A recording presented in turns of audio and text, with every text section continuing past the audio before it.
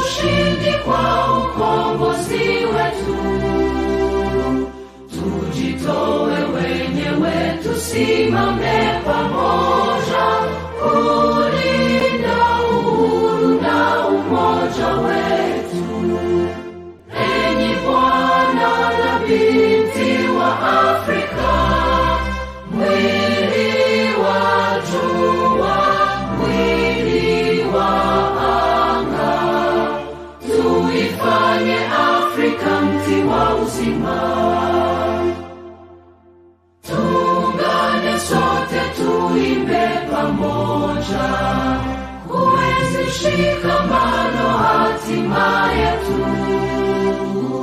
Tujitoe wenyewe kupambana pamoja, uhuru na umoja vitawale.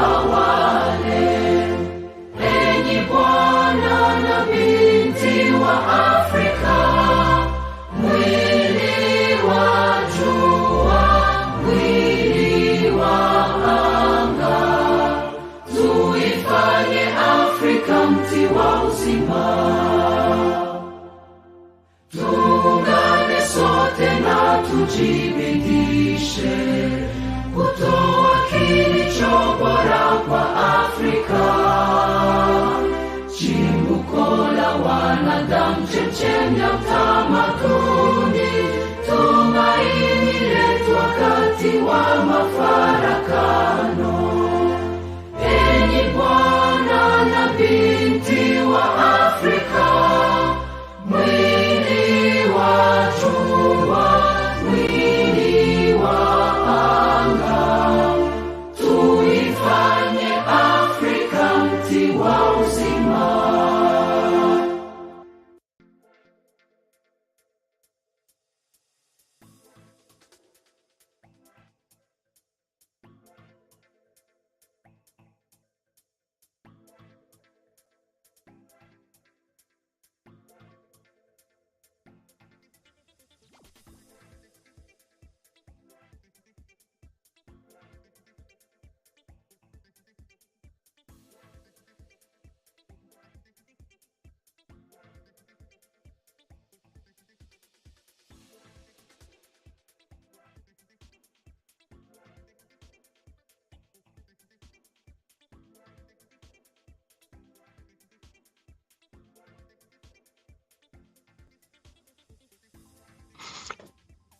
Watching us right here at Xvii Africa.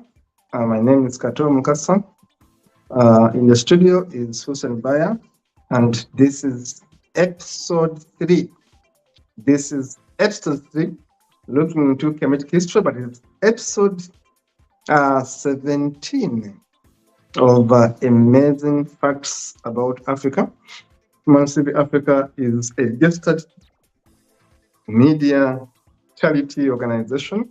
We are registered to do exactly the work we do, to provide you with information, to empower you, to help in furthering education, to tell you things that you don't find in our school system. Amazing facts about Africa, part 17, part 3 of Kemetic Africa.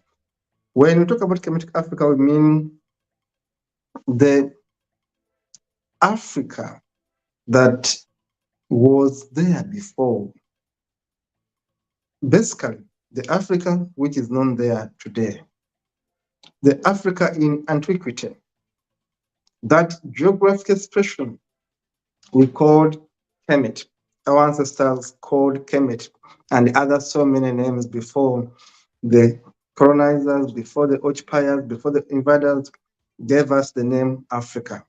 There was that part of the world where people lived. Some were Caucasians, some were Arabs, majority were black people. That land of black soils, that land of black people that later on came to be known as Kemet. It was a big stretch of land. Today, authors, especially European-influenced authors, call it Egypt. And actually, want to narrow it down to a country called Egypt. They look at the Upper Nile, Lower Nile, and say, this is Kemet. Kemet was beyond that. The Kemet I talk about was beyond that. The Kemet I talk about was stretching right from Central Africa through East Africa to large parts of West Africa. That was all Kemet. Kemet was big. Today's show, I'm going to be showing you that actually today's Ethiopia was part of Kemet. Today's Sudan was part of Kemetic history. Kemet was big. Kemet was big, and it's important to understand this history. I told you in episode 1 and episode 2 that civilization has 4 main civilizations recorded in the history. We see that one of the earliest civilization was the civilization from Kemet, call it Africa, the Egyptian civilization. And that civilization follows another civilization. But also other civilizations followed it. We learned so much from Mesopotamia. We learned so much from the Babylonians, but also there was the Egyptian, call it Kemetic civilization. Today, let us look at the images on which we are going to build our conversation about what's wonderful in ancient Africa. I call it Africa in Antiquity, ancient Africa, Kemetic Africa, part 3. Remember, we talked about the gods in our show number 2, the gods that ruled Kemetic Africa. We talked about Osiris, we talked about Horus, Isis, Atum, Shu, Tefnut, Akka, Amon-Ra, and others. In this image right here, let us look at the images right there by. We look at the Pharaoh Tuti and his grandmother, Queen Tiye. If you remember the history of Queen Tiye, I should tell you the history of Queen Tiye in a minute. Queen Tiye was born in 1398, was born in 1398 BCE and died in 1338 BCE. She was part of the 18th dynasty.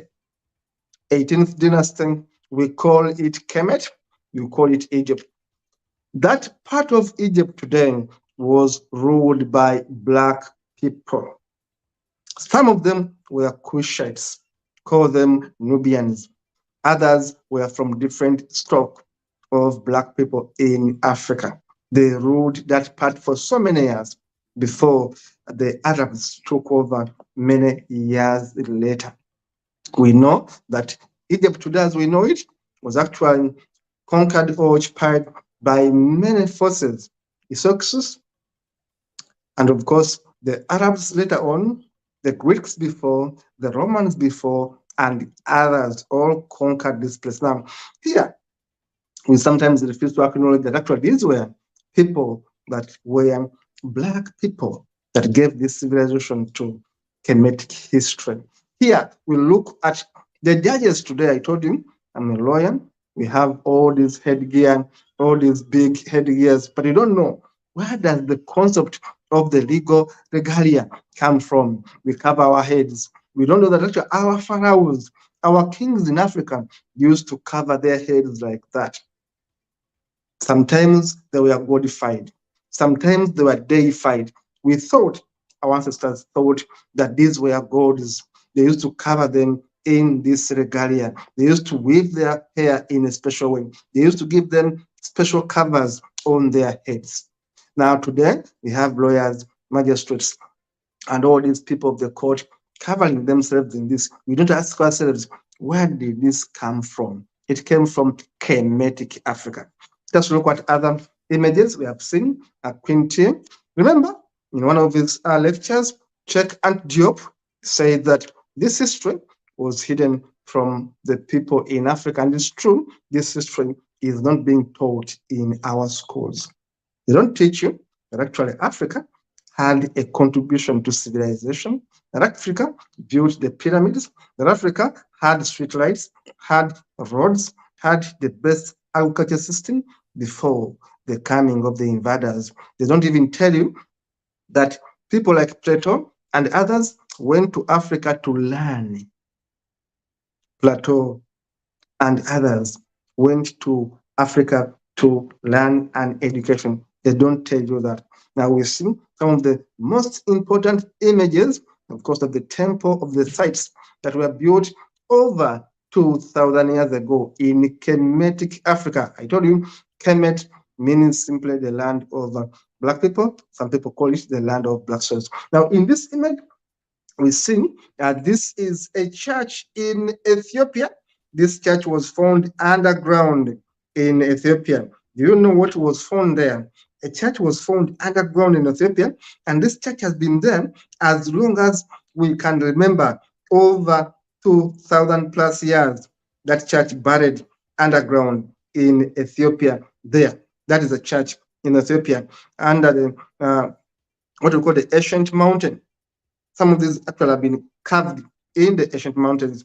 The megalithic, it's called the megalithic Ethiopia. Let us look at another image apart from this church buried underground. Yes, we look at this. It's called the megalithic Ethiopia.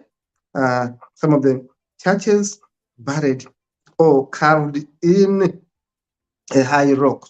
A high rock. There have been a church there, carved there. This has been there for over 2,000 years. Now, this is Africa. Now, this is Ethiopia, not even Egypt. This is Ethiopia. We are seeing images from Ethiopia. Ethiopia in antiquity, ancient Ethiopia, before the invaders came. But remember, Ethiopia even resisted them. Ethiopia is the only country in Africa that resisted colonialism. But Ethiopia had their own ways of worship. Ethiopia is arguably believed to have got the first Bible. They had their own religion, they had their own gods, and they had their own Bible written on a goddess skin, among others. Let's look at other images very fast. Yes, I told you about the megalithic Ethiopia church. I told you about these churches that have been carved in stones, carved in rocks. They have been there for over 2,000 years. It means that people in Ethiopia were believers. They had their own religion. They had their own way of worshiping. They had their own gods. They had their own system of governance. So it's a lie for someone to say that Africa had nothing, that they brought us this civilization. They never brought it. It was actually there.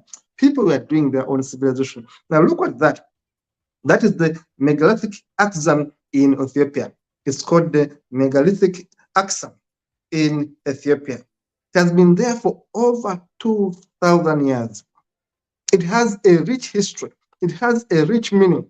If you simply Google it, megalithic Axum in Ethiopia, you are going to understand a lot of rich history about the history of the indomitable Ethiopia. A people that were not conquered, a people that had their own belief system, a people that had their own agriculture system, a people that had their own governance system that was so unique that people came from Europe, from wherever, and they said, yes, Ethiopia was well managed. But do they teach you this in Africa? No. Do they teach you this in your schools? No. They teach you that they brought civilization. Yet, actually, these people were already civilized. Now, we look at that image there of 1949, and we compare it with another image right there. We see what was happening. That is Abu Simbel in Egypt, 1948, and also taken in 2023, Abu Simbel in Egypt. But also look at the other pyramid in Sudan. I told you there have been pyramids in Sudan for 2,000 years, over 2,000 years. There have been pyramids in Sudan. There are over 200 pyramids in Sudan. Egypt has about 70 pyramids. Sudan has over 200 pyramids. I told you, Kushites or the Nubians once ruled the Egypt today. They have pyramids, more pyramids in Sudan than the pyramids we see in Egypt. Now, this image here is a colossal statue of the ancient unknown pharaoh. This pharaoh was not known. Lies on a bargain in an Alexandrian naval base after it was uncovered in the ancient submerged city of Heracleone. The French marine archaeologist Frank Goudiot who is there in the picture, explain the text on the satire of Heraclian. You see, they are making discoveries. What are they saying? Rulers that were in Kemet thousands of years ago. How did these people in Kemet manage to preserve these bodies, manage to preserve these statues? They had technology, they had the knowledge, they were able to preserve all these things for the future generation to see. Now we continue seeing these images, Baya. We continue seeing these images over the colossal of Memnon in Egypt. We see the colossal, the crossing of Memnon in Egypt. We have just seen that. Then we see, of course, the other image. We see the reconstruction of the Sphinx. They try to cut off its head. They try to change it. The Arabs have done so much to change history that was made by black people in Kemet.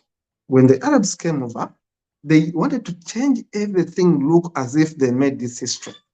They went into the archives and changed much of this data. For example, in the images there, you see the mummies of 317 to and 317 years. These were the infants of one of the kings, the daughters of Pharaoh Tutankhamun.